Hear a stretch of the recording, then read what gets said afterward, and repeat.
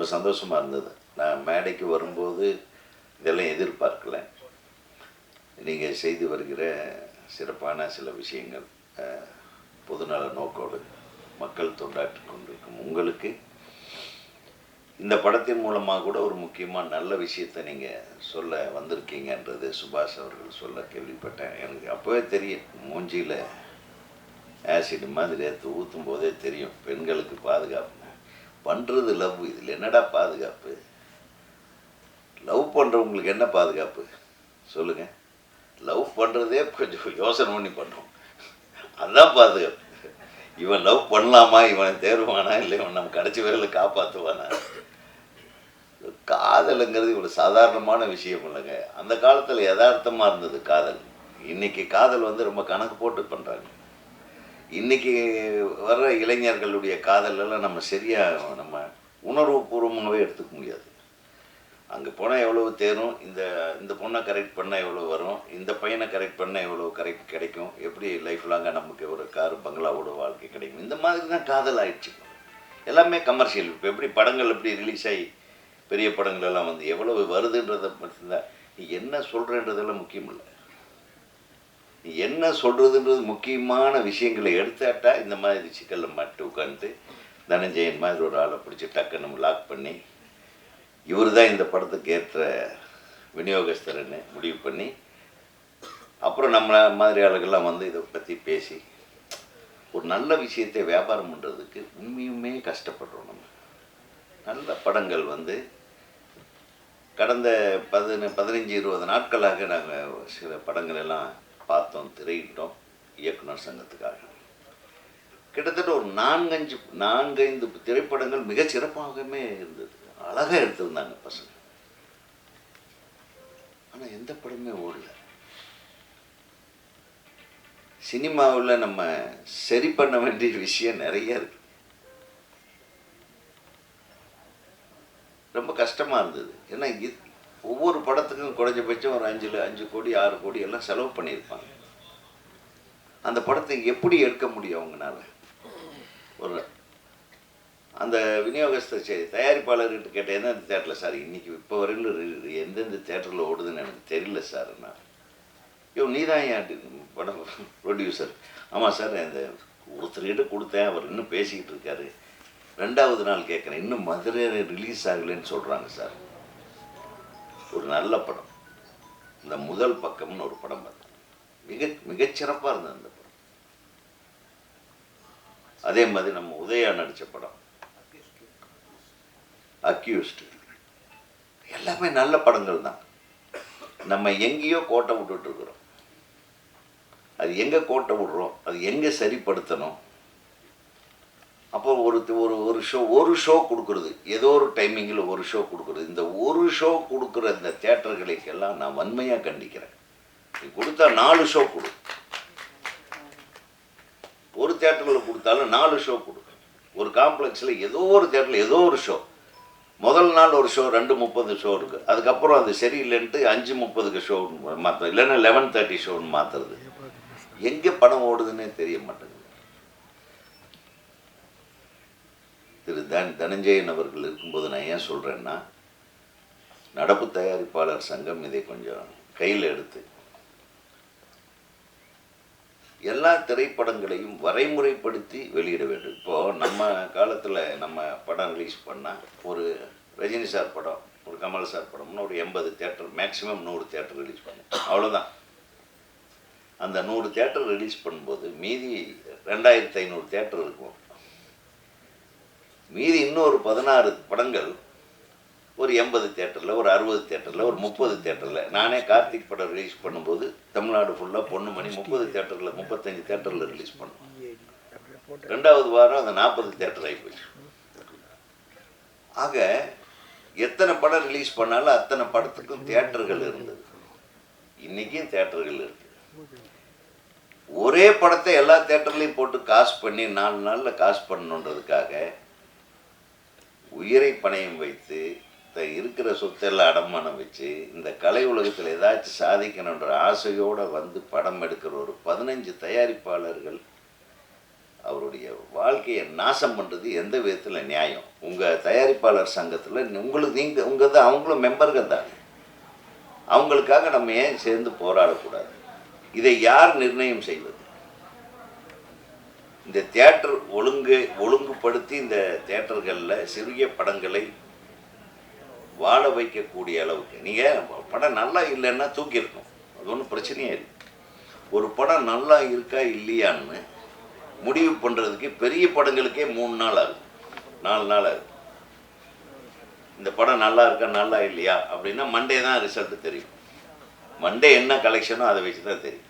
So அதுக்கே 4 நாள் ஆகுதுன்னா பெரிய நடிகர்களோட படத்துக்கே ஒரு சின்ன படம் அட்லீஸ்ட் மினிமம் ஒரு 5 நாளாவது அந்த தியேட்டரில் இருந்தால் தானே அதை வந்து பார்த்துட்டு இது நல்லா இருக்குது நல்லா இல்லைன்னு ஒரு முடிவெடுக்கக்கூடிய ஒரு நிலை நமக்கு ஏற்படும். குறைந்தபட்சம் சிறிய திரைப்படம் ஒரு வாரத்துக்கு எந்த தியேட்டரில் போட்டாலும் 4 காட்சிகள் போட வேண்டும் என்ற ஒரு சட்டபூர்வமான ஒரு விஷயத்தை நீங்கள் கொண்டு வந்தாதான் அதுக்கப்புறம் அந்த படம் ஓடல, அது விருப்பம், மக்களுடைய விருப்பத்துக்கு தான் அது வந்து ரிசல்ட் இருக்கும். முதல்ல இதை பண்ணுங்க. திரைப்படங்களுடைய வெளியீட்டை ஒழுங்குபடுத்தலைன்னா சிறிய திரைப்படங்கள் எல்லாம் வந்து மிகச்சிறப்பாக இருந்ததுங்க, படம் தியேட்டரே கிடைக்கலைங்க. அப்படி ஜனநாயகன் சார் ரொம்ப சிரமப்பட்டு ரிலீஸ் பண்ணாருங்க, அதனால் இந்த படம் தப்பிச்சதுங்க. இப்படியெல்லாம் சொல்லவே கூடாது. 16 படம் ரிலீஸ் ஆனாலும் நல்ல திரைப்படங்கள் ஓட வேண்டும், அந்த நிலைமை இன்னைக்கு இருக்கு. ஆனால் யாரோ அதை தடுத்து கொண்டிருக்கிறார்கள், அதை எதிர்த்து நீங்கள் குரல் கொடுக்க வேண்டும் என்று தான் நான் கேட்டுக்கொள்கிறேன். யார் தடுக்கிறாங்கன்னு நினைக்கிறது தப்பு. இதை எதிர்த்து நீங்கள் எல்லாம் என்னைக்கு குரல் கொடுக்குறீங்களோ அன்னைக்கு தான் சின்ன படம்ல ஓடக்கூடிய படங்கள் தான் பெரிய படங்கள்.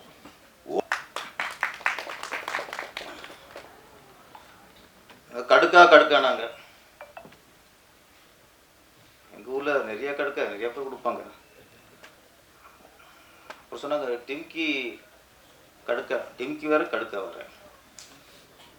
டிம்கிங்கிறது சும்மா அப்படி ஏமாற்றிட்டு போகிறது, வாரண்ட்டு வரலைங்கிறது, காசு தரேங்கிறது. கடுக்காங்கிறது நம்ப வச்சு ஏமாத்துறது, ஒரு நம்பிக்கை தருவ மாதிரி தான் நம்ப வச்சு ஏமாத்துறது. அது மாதிரி அப்போல்லாம் நிறையா கடுக்கா. ஒரு பையன் ஒரு பொண்ணை லவ் பண்ணால் அந்த பொண்ணு சொல்லுவாங்க, ஏற்கனவே 2 பொண்ணுக்கு கடுக்கா கொடுத்துருக்கான் பார்த்துருப்பாங்க. அது மாதிரி சில பொண்ணுங்க சும்மா அப்படியே ஒரு டீல் விடுவாங்க. அப்படியே அப்போ சொல்லுவாங்க, பார்த்துட்டா ஏற்கனவே 2-3 பையனுக்கு இந்த பொண்ணு கடுக்கா கொடுத்துருக்குமாங்க.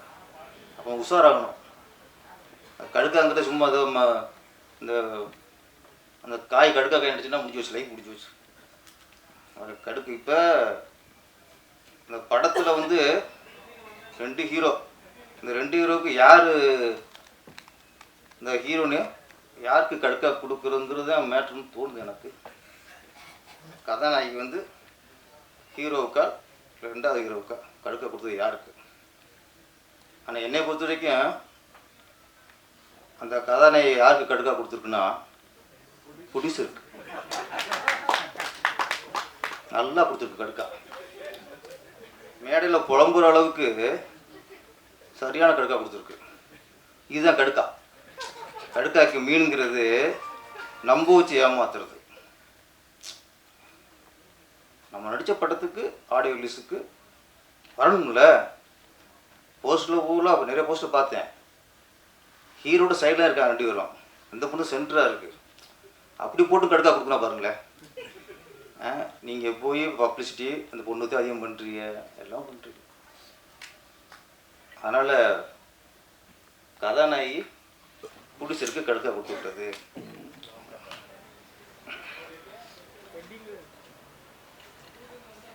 சாங் 2 சாங்குமே ரொம்ப நாளைக்கு அப்புறம் கடுக்கா ஏமாத்த டைட்டில் தான் கடுக்காத தவிர கண்டிப்பாக ஆடியன்ஸ் ஏமாத்தாதுன்னு நம்பிக்கை வந்துடுச்சு. இப்போ நிறையா சொன்னாங்க. இப்போ இந்த தேட்டர் பிரச்சனை அது பிரச்சனை நம்ம பேசிட்டே தான் சார் இருக்கோம். இது எங்கேயோ எப்போ போய் முடிவுக்கு வரணும்னு தெரில, யார் பக்கம் தப்புன்னு தெரில. சினிமாவில் இருக்கிறவங்களே சினிமாவுக்கு ஆபத்தாக இருக்காங்க. அதான் இன்னொன்று வெளிப்படையாக சொன்னோம்னா, சினிமா நல்லா இருக்குன்னு நினைக்கணும், நாம் மட்டும் நல்லா நினைக்கக்கூடாது. அதான் சார் இங்கே மேக்ஸிமம் எல்லோரும் மேக்ஸிமம் தயாரிப்பாளராக இருக்கட்டும், ஹீரோக்களாக இருக்கட்டும், இயக்குநர்களாக இருக்கட்டும், எல்லாருமே சுயநலம் பெரிய போச்சு. அதனால் இந்த பிரச்சனை வந்துட்டே இருக்குது. நம்ம படம் மட்டும் நல்லா ஓடிடணும், நம்மளோட மட்டும் நல்லா ரிலீஸ் ஆகிடணும், நம்ம மட்டும் பெரிய கலெக்ஷன் வந்துடணும். இப்படி எல்லோரும் சுயநலமாக யோசிக்க யோசிக்க அப்படி சினிமா நல்லாயிருக்கும். சினிமா நல்லா இருக்காது. பொதுவாக யோசிக்கணும். அதுவும் வளர்றவங்க, வளர இயக்குநர்கள், வளர கதாநாயகர்கள், சின்ன ப்ரொடியூசர்ஸு இவங்களாம் வெற்றி அடைகிறது தான் குறியாக இருப்பாங்க. அவங்க லட்சியம் பூரா எங்கே இருக்கும், எப்படியாவது வெற்றி அடைச்சிடணும், எப்படியாவது சாதிச்சிடணும். அவங்க சினிமா காப்பாற்ற நினைப்பாங்களா? புதுசு என்னதான் முருகராஜ் இருக்கார், அவர் சினிமா காப்பாற்ற நினைப்பார். அப்போதைக்கு அவரை காப்பாற்றிக்கணும் சார். அவர் படத்தை வெற்றி நினைப்பார். இந்த புது ஹீரோ வந்திருக்காரு விஜய் கௌரிஸ், அவர் இப்போ வந்து சினிமா காப்பாற்றணும் தனி சொல்லி டிஸ்கஸ் பண்ணுவாரா, எப்படி சார் சினிமா காப்பாற்றலான்ட்டு? அவங்களுக்கு முதல் படம், இந்த படத்தை எப்படி வெற்றி அடைய வைக்கணும், நம்மளை எப்படி நிலை நிறுத்தணும், நம்ம எப்படி வெற்றி அடையணும், இதில் தான் புது இயக்குநர்களுக்கு, புது கதாநாயகர்களுக்கு, புது தயாரிப்புகளுக்கு கவனம் அங்கே தான் இருக்கும். இதில் சம்பாதிச்சு 7 தலைமுறைக்கு அழிக்க முடியாத அளவுக்கு சொத்து சம்பாதிச்சிருக்கோம்ல சினிமாவில். நம்ம தான் சார் யோசிக்கணும், சினிமா காப்பாற்றணும், நம்ம யோசிக்கணும். சினிமா கொடுத்த காசில் இன்றைக்கி செழிப்போட அழிக்க முடியாத சொத்தோட பேரும் புகழோடு இருக்கும்ல, இதெல்லாம் யார் கொடுத்தா? சினிமா தானே கொடுத்துச்சு. அவங்க யோசிக்கணும் சார். அவங்களாம் யோசிக்க ஆரம்பித்தானா இதுக்கு தீர்வு வரும். நம்ம படம் சம்பாதிச்சா போதும், நம்ம உடல் ஆனால் போதும், அப்படிங்கும்போது நம்ம மட்டும் பணம் எடுத்தால் போதும், நம்ம இத்தனை கலெக்ஷன் காட்டினா போதும், நான் எப்படி இருக்கும். அதனால் அவர் ஆர் உதயகுமார் சார் இருக்கட்டும், சுபாஷ் சாராக இருக்கட்டும், நம்மளாம் இங்கே மேடையில் பேசுகிறது ஆதங்கம் தான் தவிர இதுக்கு தீர்வு இல்லை. இதுக்கு தீர்வுங்கிறது சினிமாவில் சம்பாதிச்சு சினிமா புகழோட இன்னைக்கு அப்படி சிம்மாசனத்தை உட்காந்துருக்காங்களே இவங்க எல்லாம் நான் சொல்கிறேன், டைரக்டர், தயாரிப்பாளர், நடிகர் எல்லாம் சொல்கிறேன். இதுக்கப்புறம் என்ன சார் சம்பாதிக்க வேண்டியிருக்கு? இதுக்கப்புறம் என்ன சம்பாதிக்க வேண்டியிருக்கு? சினிமா வாழ வைக்கணும். நம்மளை வாழ வச்ச சினிமாவை நாம் வாழ வைக்கணும்ல, அதுதான் இங்கே இல்லை. இன்னைக்கு ஒரு படம் ரிலீஸ் ஆகிடுன்னு வச்சுக்கலாம், அது நல்லா இருக்குது நல்லா இல்லை அப்படிங்கிறது அடுத்த விஷயம். ஒரு படம் விமர்சனத்துக்கு உள்ளானது தான், யார் நடித்த படமாக இருக்கட்டும். ஒரு படம் வெளியே வந்துட்டாலே அது விமர்சனத்துக்கு உள்ளான படம் தான். ஆனால் அந்த படத்தை பற்றி விமர்சனம் இருக்குன்னு தவிர இன்னைக்கு அப்படி இல்லை. இந்த படம் ஓடக்கூடாது, இந்த படத்தை ஒழிச்சிடணும், இந்த படத்தில் மக்கள் போய் பார்த்துடக்கூடாது, இந்த வன்மத்தை கக்குறது தான் இன்றைக்கி நிறைய விமர்சனங்கள் இருக்குது. இன்றைக்கி நிறைய ஒரு படத்தை விமர்சனம் பார்க்கும்போது நல்லா ஃபேஸ்புக்கில் பார்த்தா ஒரு பத்திரிகையாளர்கள் விமர்சனம் பண்ணுவாங்க, சில மீடியாக்கள், ஒரு தரமான மீடியாக்கள் அவங்க விமர்சனம் பண்ணுவாங்க. அப்போ அதை பார்ப்போம். அப்போ அவங்க சரியாக நிறைய குறைகள் எடுத்து சொல்லுவாங்க, பத்திரிகையாளரும் சரி மீடியாக்களும் சரி. ஆனால் இன்றைக்கி படம் பார்த்த எல்லாருமே விமர்சகர்கள். ஃபேஸ்புக்கில் நீங்கள் நல்லா சொல்கிறது அது சொல்லணும்னு சொல்லலை, வன்மமாக இருக்கு சார், கேவலமாக திட்டுறது. இவங்களாம் பெரிய சாதிச்ச மாதிரியும் இவ்வளோ பெரிய வெற்றி கொடுத்த மாதிரியும் சரியாக சொல்லிடுறாரு. அவ்வளோ மேட்ரு முடிஞ்சது. யாரும் ஒன்று வந்து சரியாக சொல்கிறதில்ல. அந்த வன்மம் தான் சார், வன்மத்தை வாந்தி எடுக்கிறது இன்றைக்கி இதாக இருக்குது. இதை தடுக்கணும் சார். முதல்ல நான் சொல்கிறது, நீங்கள் நம்ம படம் ரிலீஸ் பண்ணுறோம், அடுத்த விஷயம் இருக்கும். இன்றைக்கி ஒரு படத்தை இதில் வந்து ஒரு ஜாதி ரீதியாகவும் சில விமர்சனங்கள், ஒரு படத்தை அவனுக்கு பிடிக்காத படத்தை ஒழிச்சிடணும். மத ரீதியாகவும் இன்னைக்கு விமர்சனம் வருது, அரசியல் ரீதியாகவும் இன்னைக்கு விமர்சனம் வருது. ஒரு நடிகர்கள் இன்னொரு நடிகர்கள் இந்த மோதல் ரீதியாகவும் விமர்சனம் வருது. ஒரு படத்துக்கான விமர்சனம் இல்லை. இதுதான் இன்னைக்கு நடக்குது. ஒருத்தன் பிடிக்காத ஜாதிக்கான படம் வந்தால் இது எப்படியா ஓச்சமும் வரிஞ்சு கட்டிட்டு இறங்கிறாங்க. ஒரு பிடிக்காத நடிகருக்கு படம் வந்தால் எப்படி ஓடக்கூடாது அதுக்கு வரிஞ்சு கட்டிட்டு விமர்சனம் பண்ணுறாங்க. விமர்சனங்கிறது அது ஒரு நியாயம் இருக்கணும்ல, உன் வன்மம் வரக்கூடாதுல்ல. இன்றைக்கி அதை ஒழிச்சா போதும் சார். நீங்கள் அதை ஒழிச்சா போதும். இன்றைக்கி அதை ரொம்ப ஜாஸ்தியாக இருக்கு இன்றைக்கி. அப்புறம் தியேட்டர்கள் ஒதுக்குறது இதெல்லாம் அப்புறம் பார்த்துக்கலாம். அதாவது உதயகுமார் சார் அவர் ரெகுலராக நம்ம பேசிட்டே இருக்கோம். இதுக்கு ஒரு சீக்கிரம் நம்ம வந்து ஒரு நடிகர்லேருந்து எல்லாருமே சின்ன படங்களையும் வாழ வைக்கணும். பெரிய படங்கள் வந்து அவங்க போட்ட காசை எப்படி வசூல் பண்ணுற திட்டம் போடுறாங்க, அதில் சின்ன படம் நசிங்கிடக்கூடாது. அதுக்கும் சில வழிமுறை இருக்கணும். இந்த போன வாரம் ரிலீஸ் ஆச்சு சின்ன படங்கள். உண்மையிலேயே போனோட அக்யூஸ்ட் நல்ல படம். சரண்டர் அவங்க படம் ஒரு நல்ல சிறந்த படம். இல்லை ஹிட்டு வந்துருச்சு. நமக்கு முதல் பக்கம் எல்லாமே நல்ல படங்கள் தான், சில படம் ஹிட்டும் ஆயிருக்கு. இப்போ அடுத்து பெரிய படம் வரும்போது அந்த ஓடிக்கிருக்க படத்தையும் மொத்தமாக தூக்கொண்டு நிலம வருதுல்ல, அதை தடுக்கணும் சார். நீங்கள் ஒரு வாரத்தில் படம் வந்திருக்கு, அது அப்போ தான் பேர் எடுத்திருக்கு, நல்லா இருக்குன்னு வந்து ரிசல்ட் வந்திருக்கு, கொஞ்சம் அப்படியே மக்கள் பார்க்கணும்னு நினைக்கிறாங்க. அப்போ இன்னும் பெரிய ஹீரோ படம் வரும்போது அதான் வலிச்சு தொடச்சி தூக்கி எரிஞ்சிடாங்க. அப்போ முன்னாடி ரிலீஸ் பண்ண முடியல, பின்னாடி ரிலீஸ் பண்ண முடியல.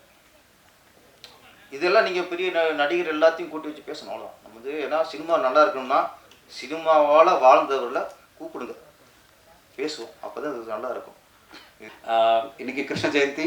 அண்ட் கிருஷ்ண ஜெயந்தின்றது வந்து பகவத்கீதையில் சொன்ன மாதிரி தான், சின்சியராக அவனோட முயற்சிகளை செஞ்சுட்டே இரு, என்ன ரிசல்ட் வந்தாலும் ஏற்றுக்கோ சொல்கிறத நான் கடைபிடிக்கிறேன். நான் என்னோட சின்சியராக பெஸ்ட்டான முயற்சியை ஒவ்வொரு டைமும் நான் பண்ணணும்னு ஆசைப்பட்றேன். நீங்கள் எப்படியெல்லாம் பண்ணுறீங்களோ அதே மாதிரி. அண்ட் இந்த முயற்சியினுடைய வெற்றியாக இந்த விநாயகர் சதுர்த்தி வரப்போகிற இந்த படத்துக்கும் ஒரு நல்ல ரெஸ்பான்ஸ் கிடைக்கும் நான் எதிர்பார்க்குறேன். ஆத்மாத்மா நம்புகிற நல்ல முயற்சிகளுக்கு நீங்கள் கொடுக்குற ஆதரவு இந்த படத்துக்கும் தொடரணும். உங்கள் எல்லோருக்கும் நன்றி.